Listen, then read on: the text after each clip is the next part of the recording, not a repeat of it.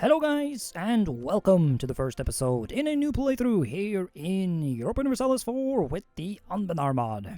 Today we're going to be playing in the new world of Anbennar, the Lentir. Specifically in this region right here, by this great river called the Inn, and I think the region is also just called the Inn area. Maybe. I haven't actually checked that. Specifically, we're going to be playing as the Lordship of Amacimst, or Kimst.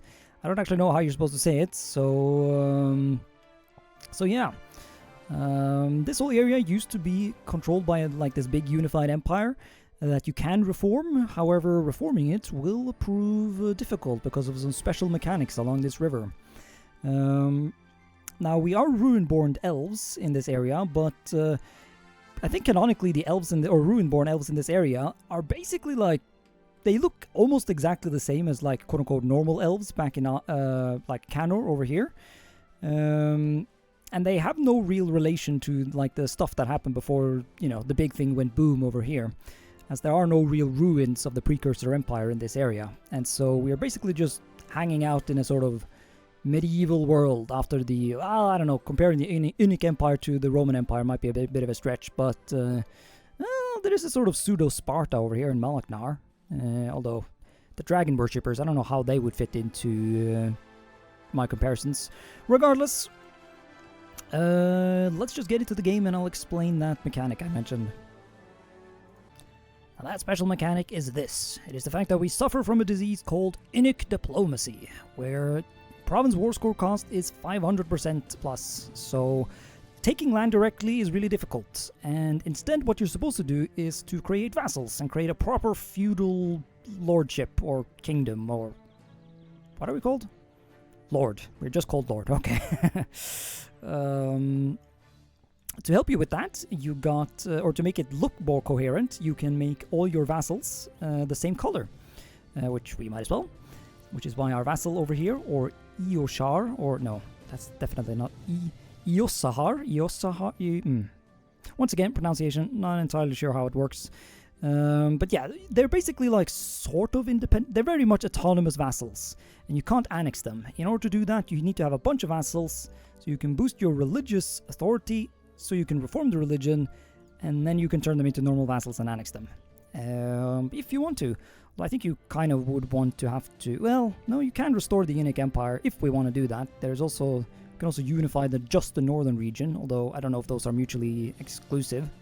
Because yeah, this whole area used to be united by an empire, by the dynasty over here, I think Verikin, although the actual empire originated up north in, well, I think it is from this area that our vassal is right now, Varin. So, yeah. Another big thing about this Inic diplomacy thing is that if you have if you decide to create vassals and try to empire build, you are no longer legally allowed to ally anyone, which is scuffed. So you definitely want to reform your religion, if only for that. Unable to... Oh, okay, never mind. It says only nations inside the inn, so maybe we can ally with some other people once the... I was about to say Europeans, the Canorians show up. Well, it is what it is. There are some nations that don't necessarily follow these basic Inic rules. I know Malaknar and their sort of pseudo-Sparta LARP, or Warrior Kingdom LARP. I think their founding king was like Leonidas or something like that, or presumably spelled a bit differently, but yeah. They have normal vassals and can ally people, and they're kind of just scary. And then there's the dragon worshippers over here. Not entirely sure if they work any different, but whatever. We are Amacimst, basically a bog standard nation. We don't have any special mechanics. We just are like all the other Inics, but like extra. We love the medieval stuff. We love our cavalry. We love our castles. We love our knightly ideals. We're all about like establishing, or not establishing. We are basically a knightly order, or at least our lord is also the head of a knightly order. We do have this little introduction here, so we might as well read it. Amacimst, Castle of the East. This is the name that protected Dolinda, this northernish region, ever since the fall of the Inic Empire 200 years ago, approximately. Well, a bit more. Alongside it stood Cheped. Man, pronunciation. Castle of the West. The lords of the two castles ruled in peace and magnanimity until the great heathen army of the Rasentur attacked. Pretty sure that's the dragon dudes over here. I don't think they have a well, I think they have a dragon egg, and they can, like, make that into a spooky dragon and establish some bad stuff, but hopefully we can slay the dragon prince before that becomes a problem. At least that's the goal. I don't know how hard that is going to be, but yeah. In the Battle of Liscalerevo, saw the heathens repelled by the valor of the Innic knights, but Amacimst fell soon, treacherously assaulted by the brutes of Malaknar. Alone, Amacimst began its decline, losing its allies and vassals in a series of betrayals. Amacimst's current lord, Gelendirn Sevasred, is known for his idleness in all affairs of state that do not involve writing long letters or attending plays. But out there in the fields is his son, who already is rallying the knights, promising he will wage war for as long as enemies remain on the inn. Yes, whether that means that we're going to be trying to, I don't know, restore the Innic Empire, or, well, we'll see. I'm going to try and do a better job at actually following the mission tree this time around. To that effect, I'm already building up some cavalry. I'm not entirely sure if our cavalry are horses with horns, or if they are, like, literally like deer or elk or whatever. I'm not sure if Elentier actually has proper horses, but it is what it is. We could have this, you know, calm king or lord of ours stand down, but I think I'll avoid it. I'm also kind of unsure exactly how loyal these vassals are going to be. I mean, you can see just how much fucking liberty desire there is going already. So we're going to start trying to do some expansion, but I know from experience that a lot of alliances tend to pop up here, so... and even if you aren't really encouraged to conquer provinces directly, I think I might want to do some of it, because even if you lose authority from too many provinces and too much dev, I assume you would need a decent base of it in order to keep these guys loyal. Like if I'm going to be stacking up a bunch of vassals here, then we need something to keep them in line. Especially seeing as they're pretty autonomous, you know, and they can ally each other and all of that. But yeah. For that reason, I'm going to make sure I have a claim before I actually attack, so I can use a conquest CB. At least I think that makes sense, instead of just using the vassalization CB. I think a normal conquest CB also lets me vassalize. It's going to be funny if that isn't the case, but yeah. Let me just do all the basic shit in the beginning here. Alright, then it's time for war. And I'll first of all fully admit that this is not the original save that you were seeing in the beginning, because I had to restart because I fucked up. Because I learned some harsh truths about playing in the inn. Well, playing this nation in particular, basically these guys up here get a special mission to make these guys permanently disloyal, and so I need to rush to get some sort of other vassal who will stay loyal. And if you vassalize these guys as well, through your missions they also become, well, not technically permanent, but almost sort of permanently disloyal, and so... if I'm going to stand any chance against Malaknar, I need some friends, and I'm going to, as a result, try and force these guys to become friends. Honestly, I would just remove these guys from my vassal list if I could, but gameplay mechanics don't allow that. Also, I did notice these guys are actually not friends with anyone, which would normally make me run to attack them, but I really want these guys, because even if I vassalize these guys, they can still just ally Malaknar, so... how much purpose there is in vassalizing them, I don't know. If the goal is to get enough troops to be able to do something against... And I forgot to bring a leader. Whoops. It's fine. Their allies down here are... Well, I'm not going to jinx it by saying they're about to show up, but yeah. It worked out. Yeah, there's the alliance. Me attacking them wouldn't have changed that, so... That's fine, honestly. I prefer them being allied than the temple down here being allied to Malaknar, although I suppose they could just ally them regardless. Fuck, Malaknar OOP, please nerf. While we're fighting the war though, it seems like some Robin Hood wannabe is rising up in the north, so we'll need to put him down.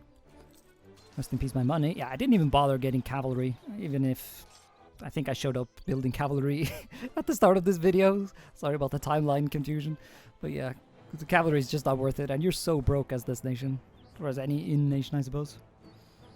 I would fight this war longer, but I can't get down to the south here to finish off that guy, and I don't want him as a vassal, so I'm just gonna take what little money I can and vassalize this guy, because I want to be able to move on and fight other people before my vassal becomes disloyal. And they'll bend the knee. Yes, yes, yes. So hopefully... Yeah, they don't... Okay, no, it's Varian, actually. That's disloyal. Oh, God. That's not good. Yeah, you can't even use prestige in this to try and make them more loyal, which is terrifying. Royal marriage... Sure, sounds like I can get rid of him as a vassal, so might as well. So yeah, I think we're gonna go in on this guy, because one of his friends is not in the mood to help. I did that in the other timeline as well. I even went in for a conquest thingy, but... I think I want him as a new Yossahar or Yosh... Yeah, I don't know. I think I read somewhere that was Yossahar or something like that. Okay, he's allied to... Oh fuck, he's actually allied to the guy that's now on my border. Okay, that does make this a bit more complicated, doesn't it? I suppose if I go down there and then my vassal is presumably going to be stuck up here.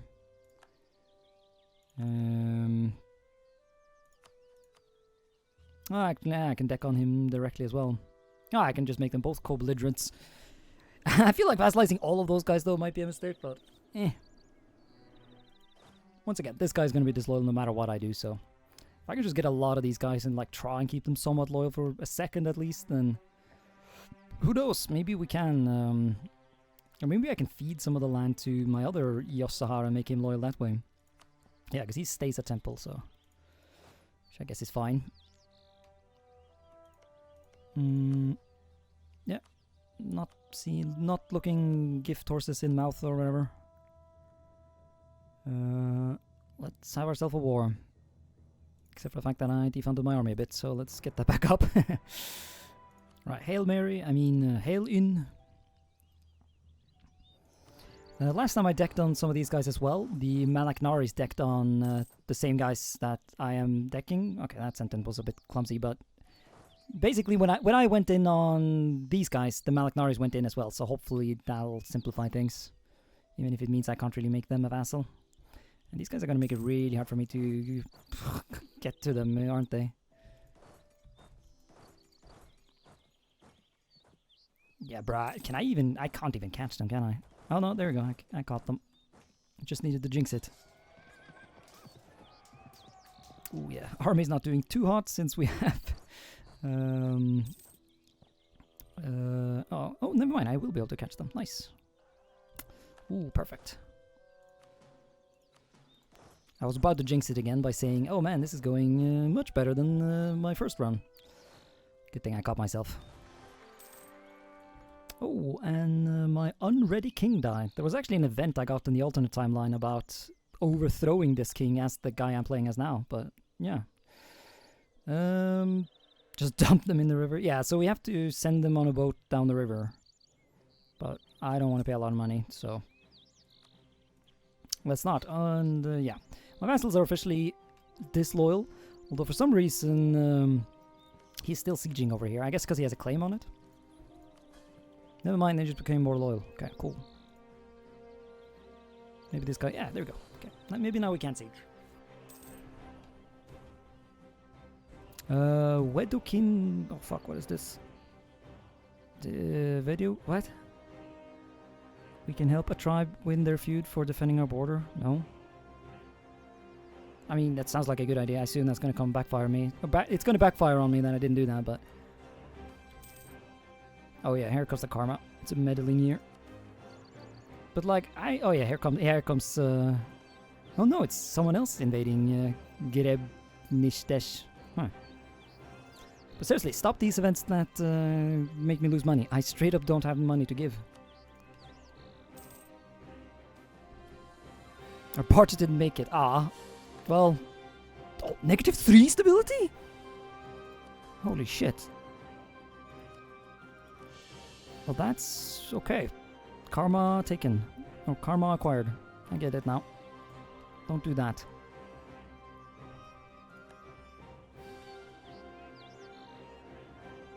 Oh, and there, Brelar has officially said Varian as a rival. That means he's about to do the event that makes him super disloyal. Rebellious. Yeah, there it goes. Oh, no, no, no, no.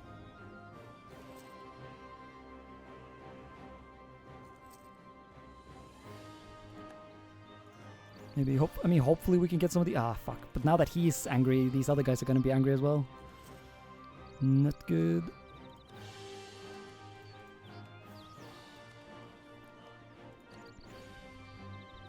Well, at least this is over. Fuck it, let's just shoot myself a bit more in the leg by asking for Eu4. Well, we could also... Should actually... No, fuck. Sure. Yeah, I can actually get a decent bit of land off them. Now the thing is, there are events about like returning land to people, however, and so I'm kind of afraid that if I take these lands and then give that to my Eu4, he will just give it back essentially through some event. And I don't want to restart again, so I'm not going to risk it. I'm just going to make him in Eu4 and hope that this works out. Also, fuck, is this guy the right culture? Yeah, he's Dol Hindan. So I think there's a thing about other cultures being less loyal. So, fuck that. Eu4. I also need all his money, so... And okay. Oh yeah, I guess he doesn't have other allies at this point.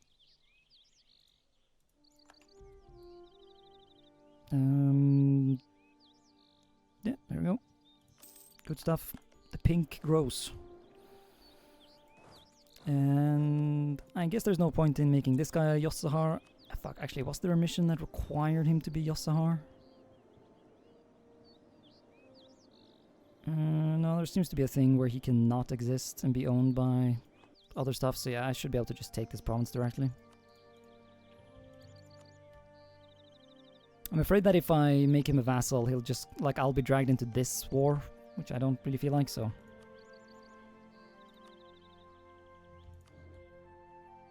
I'll just take all the other stuff.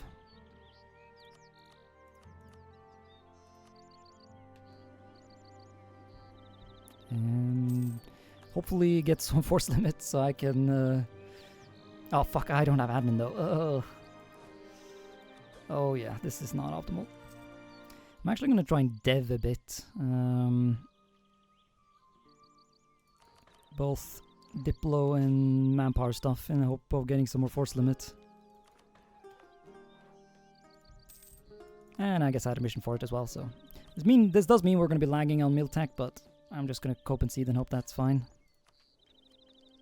Although, fuck, these beginning ones really are quite important. I should probably focus Mill at this point. Oh, if only my queen was the ruler. Also, yeah, I should probably start thinking about doing the actual mission tree at this point, but yeah, once again, it's so common in Anbennar that, or I assume normally Eu4 as well, but I kind of stopped playing vanilla Eu4 before many missions were implemented, so... but yeah, you often don't want to do what the mission tree tells you, because you just end up shooting yourself in the foot by doing that. Oh, cock and balls, I just realized I gave this province to Varian. God damn it, that's not what I wanted. I wanted that directly controlled. Fuck. Oh, I guess he was the one who occupied it. Fuck. Oh well. Rip. Here we go, we can do our first mission. We get some more manpower, which I really need. Yeah. Pause this and read if you want. Basically, the veteran knights of the Amethyst Order will take on squires so that we get more knights in the future. We can also do this thing. Reign in the river priests. There's been a lapse in the inn's most zealous faithful. Yeah, you can pause this and read if you want as well. Yeah, it just says we need to control the religion. And we get a temple. Nice. Oh, disband the militias. Drevenuk does not exist.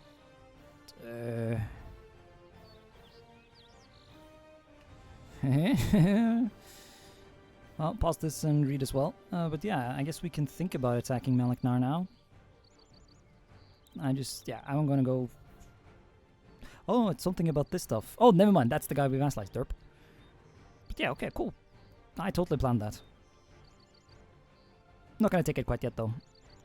Okay, this answers one question. So Malaknar was fighting a dude over here who just became a vassal of this purple thing. Although that didn't actually stop. That didn't actually stop Malaknar from being at war with him. So it's going to be interesting to see how that turns out. Because yeah, I think I did read about how nations can declare on your vassals and just annex them, and you can't really do anything to stop them. So once again, just part of the inexperience. Yeah, I really want to go in on them. If I can just get a bit more loyalty at this point from Drevenuk, we can totally do it. Actually, yeah, I'm gonna start planning for it at this point, to be honest. This is actually kind of a good time to be doing it, I think.